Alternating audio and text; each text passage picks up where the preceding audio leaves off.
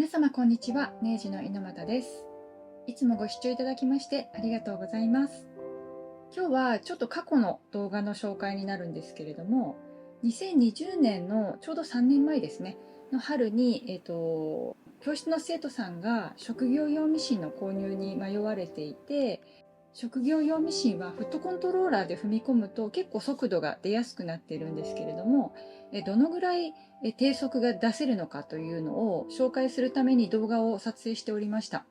今回そちらの動画の方を再編集して紹介していますので、少し見づらい部分があるかと思うんですけれども、よかったら同じようにミシンの購入迷われている方に参考になれば嬉しいなと思います。非常にですね、家庭用ミシンに比べると厚地を縫っていてもストレスなく縫えることと、あと縫い目がとても綺麗なので、そのあたりも紹介していますので、よかったら最後までご視聴ください。今回紹介している職業用ミシンは、普段の制作で使用しているミシンなんですけれども、重機さんの SL700EX になります。こちらは革を縫うことができるというのが特徴になっております。それでは早速始めていきましょう。まず押さえを変えます。今日は袋口を縫うだけの動画になります。生徒さんから職業用ミシンの速度が一番遅い速度でどのぐらい出せるのかという質問をいただいたので、ちょっと試してみたいと思います。今変えた押さえはよくファスナーのジッパー押さえで使われるものですね。これを使っていきます。まず 2,3 ミリぐらいのところを押さえていきたいと思います。ちょっと厚みのある生地なので締めの長さを少し伸ばします。長くします。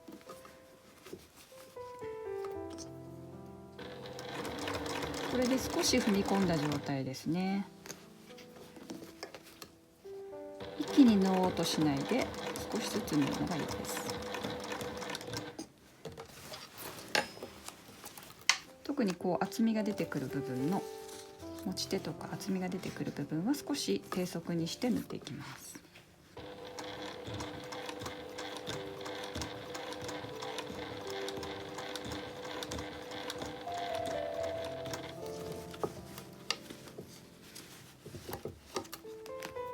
でここも厚みが少し変わってくるので、目打ちとかで押さえながらゆっくりと進めていきます。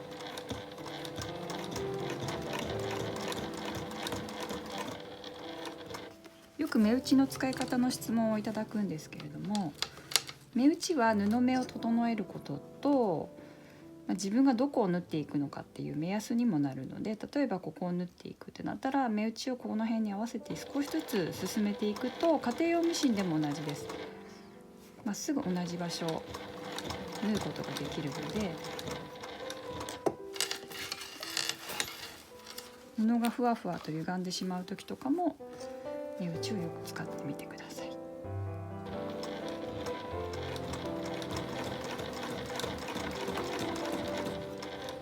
職業用ミシンは結構馬力があるので、厚みがどんなに増していても意外と進んでくれるので、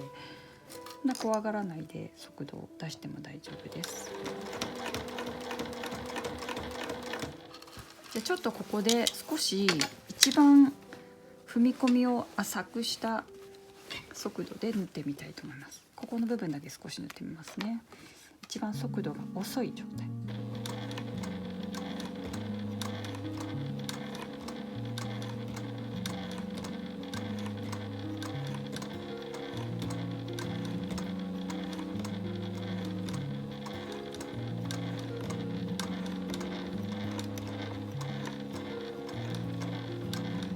どうでしょうか。このぐらい速度を一番遅くすることができるので、細かいところを縫いたい時とかは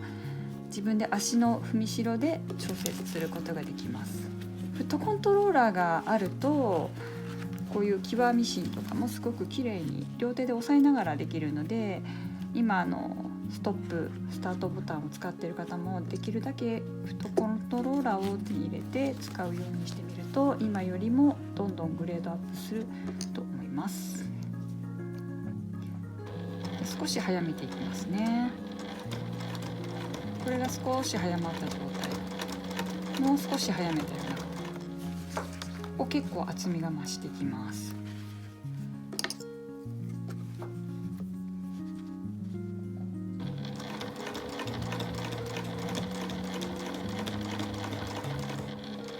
家庭用ミシンだともっとギュギュって入るイメージだと思うんですけど、職業用は進みが悪いっていうこともあんまりないですね。皮が入ってても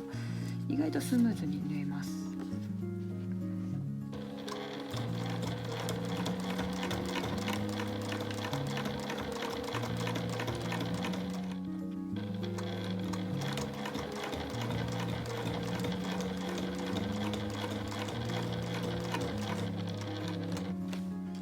でこう最後まで来たらちょっと手前のところまで止めて糸を切っておきます。糸がどうしても絡まってしまうので根元からしっかりと切ってください。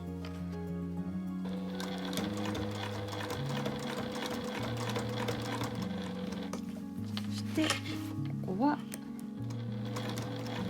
重ねて持っていきます。少しだけ返し縫いをしておきましょう。でこれで自動糸切りなので糸切ります。で今どの状態で縫えてるかっていうと、内側ですね、内側の縫い目すごく綺麗じゃないですか。ここら辺なんかは持ち手もついて厚みがすごく増してるんですけれども、これだけ縫い目がすごく綺麗に出てます。表と同じように縫い目が見えてくるのが職業用の特徴ですね。職業用っていうとプロの人しか使わないっていうイメージかもしれないんですけど、今はもう趣味で作られる方もやっぱこう縫い目にこだわり始めたら職業用にスイッチする方も意外と多いと思います。じゃあここで押さえまた変えていきますね。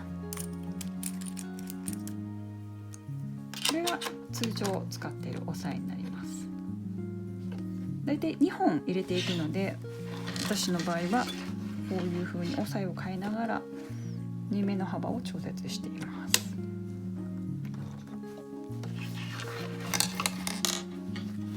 押さえを結構いろいろ変えてみると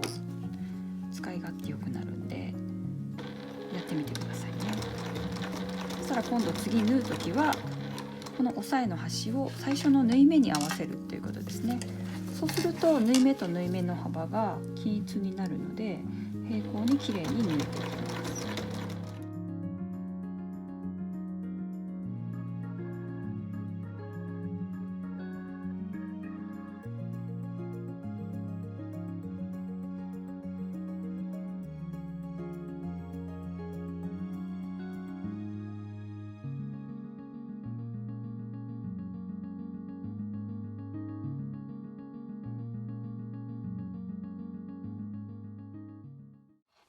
そして最後まで来たら先ほどと同じように糸を切ります。根元から切っていきます。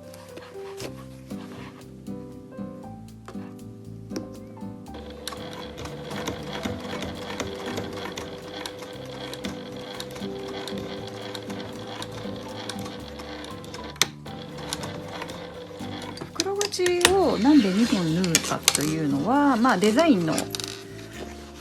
もあってやるんですけど、縫い代がだいたい1センチ入ってるのでそれを抑える意味にもなりますね。ただちょっとミシンの目が増えるだけでちょっと硬くはなってしまうので、あんまり硬くしたくないなっていう方は1本でもいいと思います。私はちょっとしっかりとこう浮いてくるのを押さえたいので2本にしています。で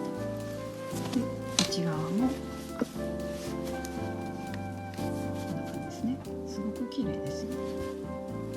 これはやっぱり家庭用だとちょっと縫い目が納得できなくなるところも出てくるかもしれないですね。はい、以上になります。よかったらチャレンジしてみてください。最後までご視聴いただきましてありがとうございました。また次回の動画でお会いしましょう。